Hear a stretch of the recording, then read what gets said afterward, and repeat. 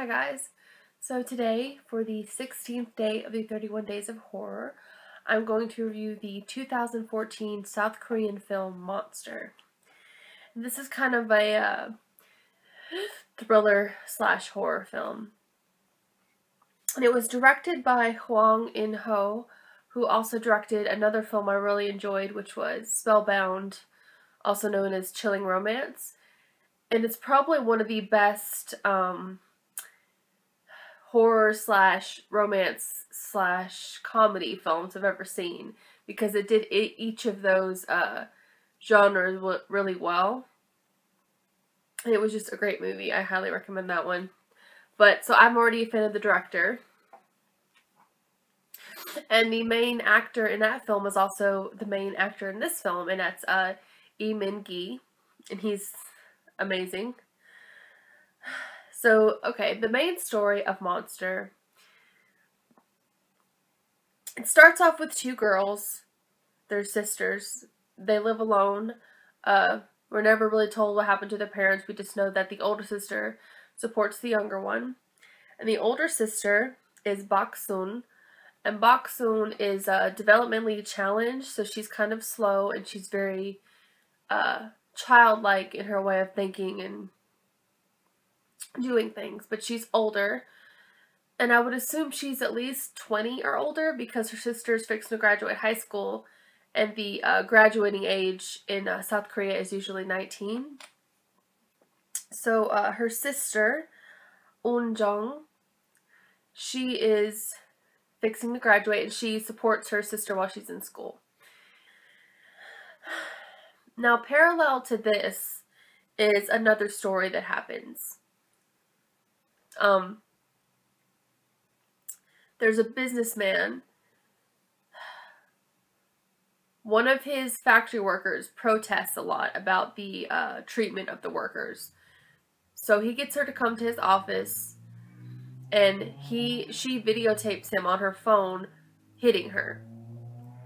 And she wants him to pay her 300,000 won to not post the photo, because he's like a very influential businessman. So he calls a guy to deliver the money to the girl and get the cell phone. Well, this guy decides he has debts or something, so he uses the money to pay off his debts. And he calls his brother and asks his brother to go kill the girl for him. The brother is Tasu. Tasu is played by Lee Min-gi. Tasu is a very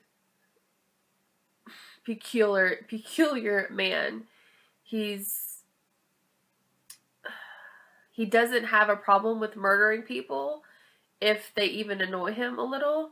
There's a scene in the beginning of the film, or close to the beginning of the film, where a couple is loud in a bar or restaurant they're at, and it's kind of deserted, it's late at night, but he gets annoyed with them and kills them both. And he kills the man with, I think, like a chopstick, in a very quick and efficient fashion. So he's very good at killing people, and he has no problem with killing people. So he goes to this girl's house. She's expecting someone to come with the money for the phone, but instead he comes and kills her. But she has a little sister who's like 6 or 7, maybe younger. He takes this little girl to his house, and he tells her that he's going to drink this glass of wine, and she has till he's done drinking it to run. And when he's done drinking it, he's going to kill her. And he tells her that if she goes to somebody to help her, he will kill them as well. So this little girl is sobbing. He starts drinking. She runs. She's a little kid. She doesn't understand, she's scared. She doesn't know what to do. So she does run to by the way, Tasu lives kind of isolated out in the woods. She runs to the first house that she sees, and that's Bak-sun's house, and stays there. And Tasu is searching for her. The next morning, early in the morning, Baksun's sister, Eunjung, is going to school, and they're taking the little girl to the police station. The little girl's name is Nari. Tasu finds them. Nari runs off, but Tasu proceeds to strangle Eunjung. And Baksun comes just as she dies, and she takes a rock and knocks out Tasu. And from there, like, she finds the little girl as well. And from there, Tasu is kind of obsessed with killing both of them. So it's kind of a cat and mouse game through the rest of the film, with him trying to find these girls and kill them. And also, Baksun is angry with Tasu, and it's kind of a revenge film too, because she's running away from him because she knows, like, it's kind of running and not, because she wants to kill him because he killed her sister. And it's also kind of interwoven with Tasu's, like, you learn more about him and you see that he has a really dysfunctional family life. Multiple times throughout the film, his mother and brother tried to kill him. And it's really weird. And you kind of understand why he's so crazy and so messed up because of his family.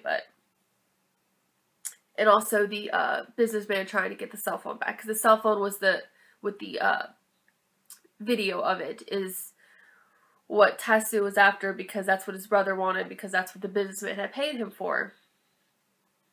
Which this all could have been avoided if, you know, the brother had given the girl the money instead of spending it himself. But so that's the basis of the film.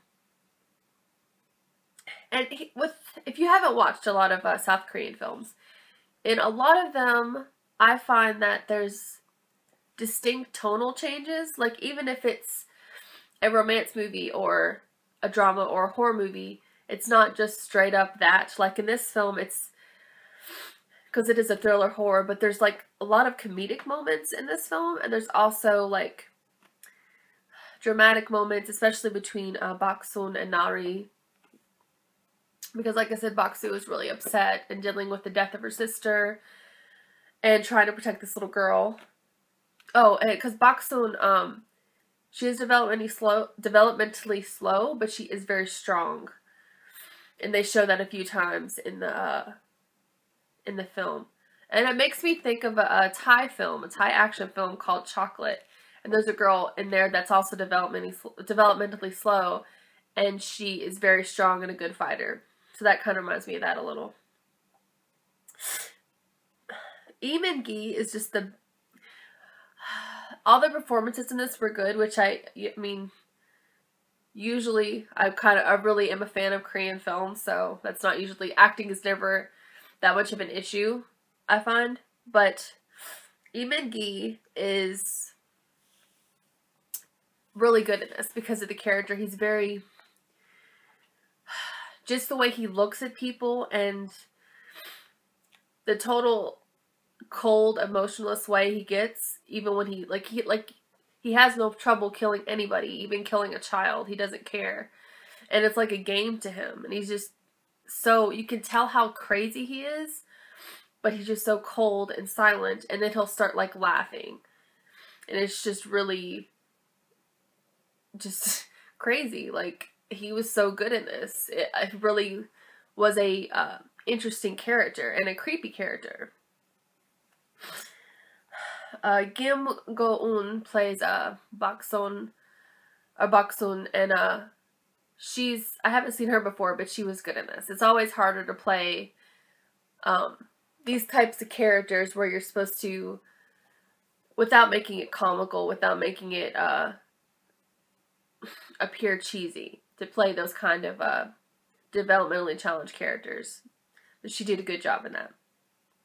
So yeah, it was somewhat gruesome because there's a lot of death and killing scenes in it because, like I said, Tasu doesn't have a problem with that. There's a bunch of times in the film where he actually goes against a huge group of men, and like, it's effortlessly how easily he dispatches them. And like I said, there's some funny moments, there's some dramatic moments, so there is tonal shifts. So it's not going to be like a straight up serious thriller horror throughout. And I don't mind that, but I can understand how some people might not like that if they like just a straight up type of film. But in South Korean films a lot, they do have those kind of multiple tonal shifts. I don't mind it. But yeah, overall, it wasn't quite... I give it about a 7.5 out of 10. It wasn't quite an 8 for me just because... I'm not sure how I feel about the ending. Like, I like certain parts of it, but it's one of those where I wasn't completely satisfied with the ending. But overall, I mean, the story was interesting, the characters were interesting, pacing was good. Just, it was a good film. It wasn't, I would recommend it to you to watch, of course, because I mean, anything over a 7 is usually, you know, decently recommended. But the ending just wasn't, didn't answer all the questions I had, or didn't sum up everything as well as I wanted it to. But that was my review of Monster for the 16th day of the 31 Days of Horror. And as always, thank you so much for watching.